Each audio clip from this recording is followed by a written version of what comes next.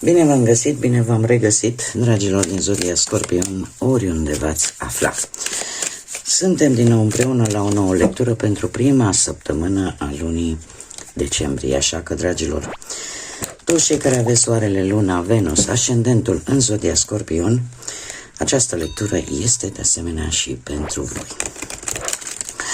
Desigur, nu uitați, este o lectură general colectivă, așa că vă rog să luați decât acele mesaje care vor rezona cu voi, iar restul lăsați-le să zboare în univers, pentru că sigur sunt pentru alte energii care într-o mai mică sau mai mare măsură au o legătură cu Zodia Scorpion. Și haideți să începem această lectură cu energia voastră. Care este energia, dragilor mei, din Scorpion pentru perioada 1-7 decembrie? Care este energia, dragilor mei, din Scorpion pentru perioada 1-7 decembrie?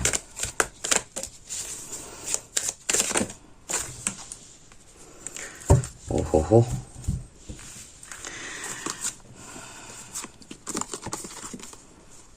Ia să vedem.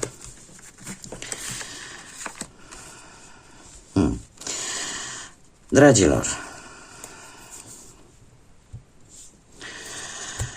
sunteți într-o energie în care vă doresc foarte mult să vă întoarceți poate acasă, să vă întoarceți la ai voștri, să fiți aproape de cei dragi, să ajungeți într-un loc unde să vă regăsiți liniștea sau să ajungeți, poate sunteți și un pic anxioși, nerăbdători, să vă pregătiți de un eveniment important, frumos pentru voi, care să vă aducă liniște, care să vă aducă acea senzație de siguranță de care poate aveți nevoie.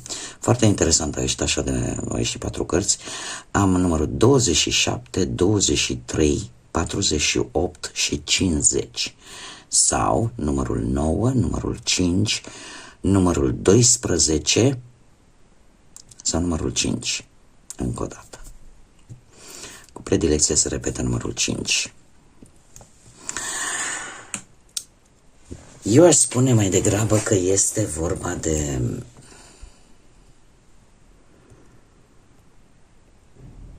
ce se repetă aici, se repetă cifra 2 și cifra 5.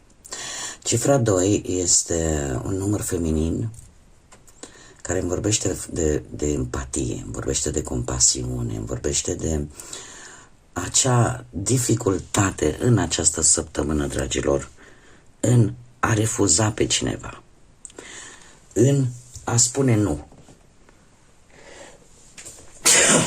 Îmi cer scuze, cred că mă ia și răceala, deja și vocea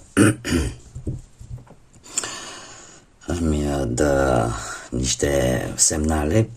Deci, dragilor, sunteți într-o energie, vă spune, destul de bună, independent de faptul că e posibil să fi traversat o perioadă de conflicte, o perioadă de tensiuni, dar voi vreți să faceți mari schimbări în viața voastră, în așa fel încât să vă regăsiți acea liniște, acea stare de bine, acea siguranță de care voi aveți cu atâta ardoare nevoie. Și în mare parte e legat ori de căminul vostru, voi vă pregătiți. Am aici un mesaj care spune foarte clar că acasă nu e în nicio parte. Poate unii dintre voi chiar vă pregătiți să vă duceți în acel loc pe care voi îl numiți acasă. Iar asta vă sunteți poate entuziasmați să cumpărați, poate cadouri, să vă recuperați, așa cum am mai spus, chiar dacă mă repet, acea liniște. de care voi aveți nevoie, acea siguranță, acea stare de bine.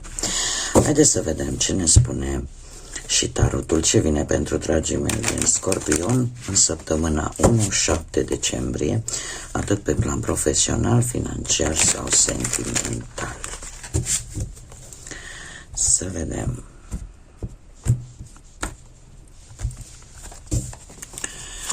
Și avem parte profesională. Dragilor, trebuie să aveți un pic de grijă pe partea asta profesională, nu știu, aveți vreun șef acolo care nu prea are interes foarte mare în problemele voastre, în ceea ce, dacă vă place, nu vă place, și e posibil să aibă o atitudine destul de spartană vis-a-vis de voi. Posibil să fie o energie feminină sau nu, este cineva care atunci când ia o hotărâre, o ia și foarte greu o mai poți întoarce. Este, ca să zic așa, o mână de fier cu care își conduce poate propria afacere sau asta cu atât mai mult dacă voi aveți un ascendent într-o zodie de aer, Gemeni, Balanță sau Vărsător. Dacă nu, eu spune că e vorba de o energie destul de inflexibilă care ar putea să vă cam necăjească în această săptămână. Poate să-și impună punctul de vedere într-o manieră foarte directă și lucrul ăsta să vă cam necăjească. Dar din câte văd aici, totuși, nu este ceva care să nu se poată rezolva, avem moderația. Cred că ceea ce voi urmează să întreprindeți cumva vă face să vă păstrați echilibru, ca și cum ai zice, nu mai mult. Da, mai închid ochii un pic. Nu mai e atât de mult. Mult a fost, puțin a rămas. Ceva de genul ăsta, pentru că totuși eu vă văd echilibrați. Eu vă văd totuși echilibrați și aș zice că pe partea asta muncii vei reuși, în ciuda faptului că discuția, comunicarea poate să fie foarte directă, fără să-ți dea prea multe variante, ca să zic așa, totuși voi vă veți apăra punctul de vedere, dar într-o manieră foarte inteligentă, foarte isteață. Cincea asta de cupe poate vorbi și de faptul că această discuție poate să fie legată de anumite întârzieri de plată, de anumite pierderi de ore posibil, sau de o promisiune care voi cel puțin aveți senzația că parcă nu mai e valabilă acea promisiune. Dar cumva vă veți susține punctul de vedere, așa cum am mai spus, într-o manieră echilibrată, într-o manieră inteligentă. Da? Așa că asta vă poate ajuta în această săptămână să aveți parte de colaborări noi, să aveți parte de semnare de înțelegeri, posibil chiar de contracte, mare atenție.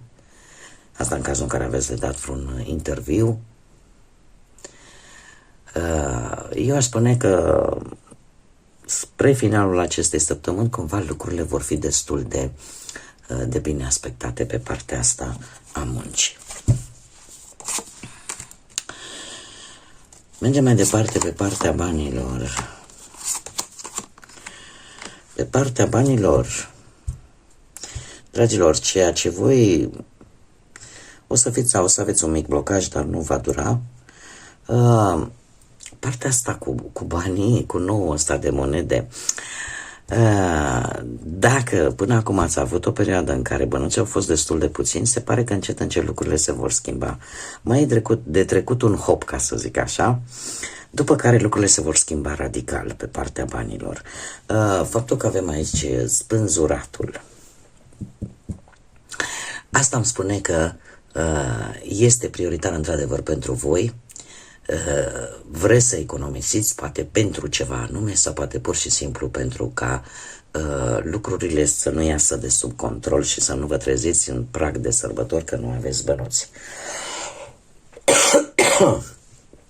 Așa că din punctul ăsta de vedere nu e neapărat un blocaj, cât mai degrabă o prevedere, o precauție pe care voi vă luați. Bănuților să vină. Sau se preconizează ar veni acești bănuți. Avem forța, nu știu, Zodia Leu, dacă vă spune ceva, poate să aveți sau nu legătură. Sau dacă unii dintre voi aveți poate un ascendent în Zodia Leu, dar forța mie îmi spune că e vorba și de un dram de noroc, aș putea să zic, dar sunt intrări bune de bănuți, posibil și surprize plăcute, bani veniți din diferite locuri, într-o formă total neașteptată, așa că totuși cu spânzuratul aici se recomandă să nu vă blocați voi pe voi prin cheltuieli, ca să zic așa, de care să nu prea țineți cont. Da? Să încercați oarecum să nu știu, să fiți totuși ponderați. Bani vin. Nu știu, mulți dintre voi e posibil să vreți să vă cumpărați ceva mobil, un obiect de valoare. Și din câte văd eu aici, e posibil ca acest lucru să se poată realiza. Dacă nu în această săptămână, probabil că în următoarea perioadă, foarte într-un viitor apropiat. Dar, v-am mai spus, se încearcă un echilibru. Există aici un scop. Un scop pentru care voi strângeți bănuții ăștia. Bănuții vin. Și cred că asta este important. Haideți să vedem cu relația cum stați. Viața sentimentală pentru cei care sunteți deja într-o relație. O perioadă în care ați gândit mult, poate chiar ați stat singură o perioadă și s-a luat o decizie, se va lua o decizie în ceea ce privește relația voastră. De ce?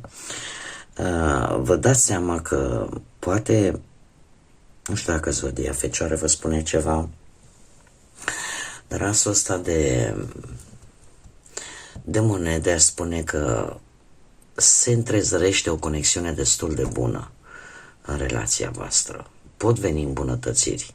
Există șanse ca relația să funcționeze. Doar că voi veți face o schimbare e ca și cum mai sta o îndelungă deliberare, o îndelungă gândire pe care ați avut-o în ultima vreme vis-a-vis de relația voastră sau de un anumit aspect al relației voastre. V-ați dat seama totuși că există șansa ca relația să se consolideze mai bine, ca relația să meargă mai bine. Dar sunteți dispuși să faceți niște schimbări esențiale. Niște schimbări esențiale care, cum să spun eu, în care ai încredere mai mare în propriile tale instincte și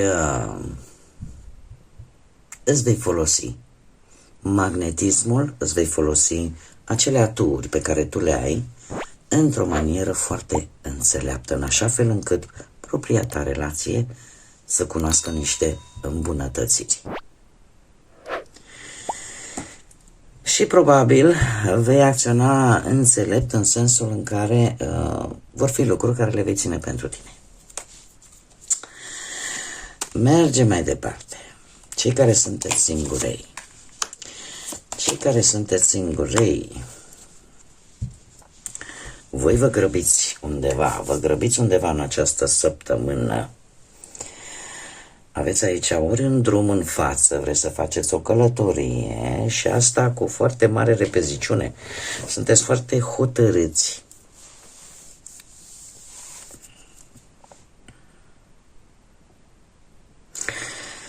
Dragii mei dragi,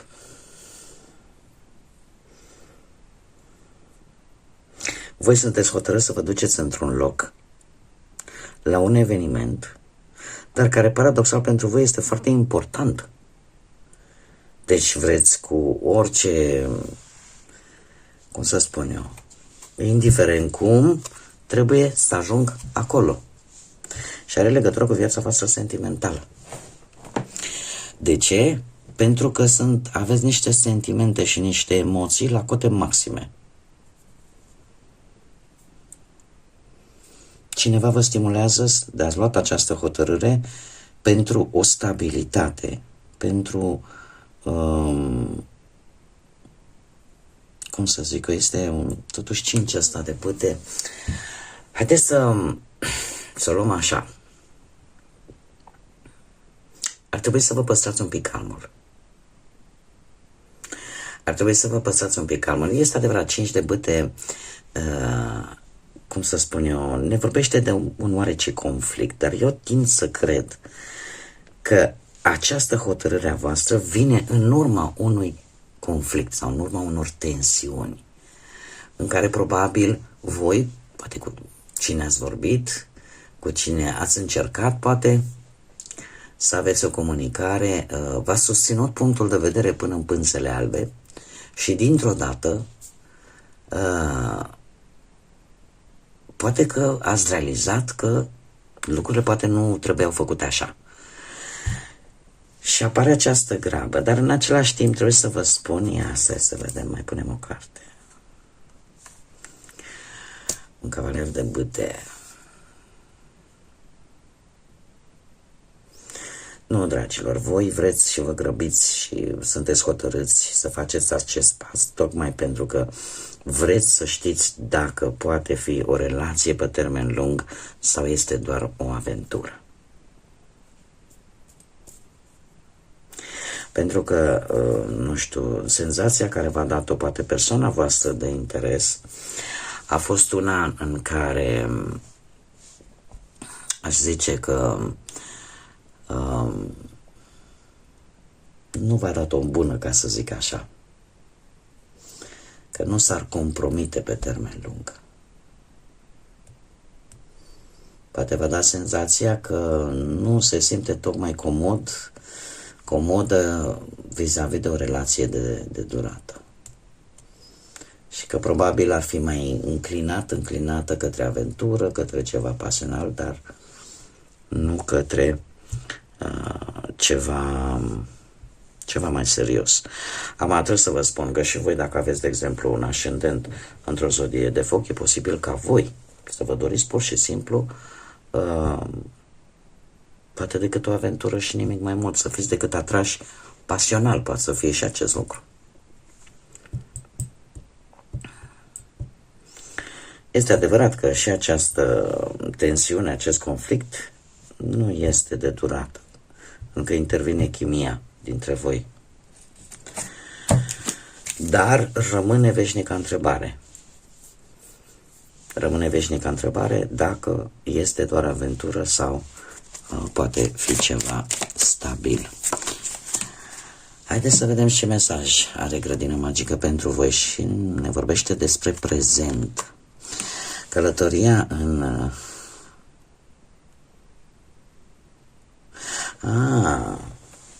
Călătorești în grădină pentru a scăpa de cele două eternități, trecutul și viitorul. Este cu tâlc acest mesaj. De fapt, te îndeamnă să trăiești prezentul. Te îndeamnă să trăiești prezentul pentru că trecutul oricum nu mai putem schimba și nu are nimic nou de spus. Iar în ceea ce privește viitorul, știți cum e? Prezentul de azi va fi trecutul de mâine, iar viitorul va fi, cum să spun eu, nu îl cunoaștem, nu se știe, dar ține foarte mult, viitorul de mâine ține foarte mult de prezentul de astăzi, de ceea ce faci astăzi. Așa că este un îndemn de a te focusa mult mai mult pe ceea ce faci acum și aici, indiferent de ce aspect al vieții vorbim. Bun, dragilor, cam atât am avut pentru voi pentru această primă săptămână de decembrie. La mulți ani tuturor celor care își vor celebra ziua de nume, odată cu Sfântul Nicolae, sfânt pe care îl celebrăm pe 6 decembrie, și eu vă doresc ca acest Moș Nicolae, cum îi spun copiii, da, vouă adulților, să vă aducă liniște, să vă aducă lumină în suflete, să vă aducă căldură sufletească, să vă aducă tot ce vă doriți voi, în așa fel încât să puteți traversa această mirifică lună de decembrie cu un spirit mult mai bun, cu mai multă bunătate, cu mai multă forță și în așa fel încât să încheiați anul într-o energie foarte bună. Până data viitoare, când ne vom reîntâlni la o nouă lectură, eu vă doresc tot binele din lume, multă energie pozitivă și, desigur, să fiți iubiți, dragilor.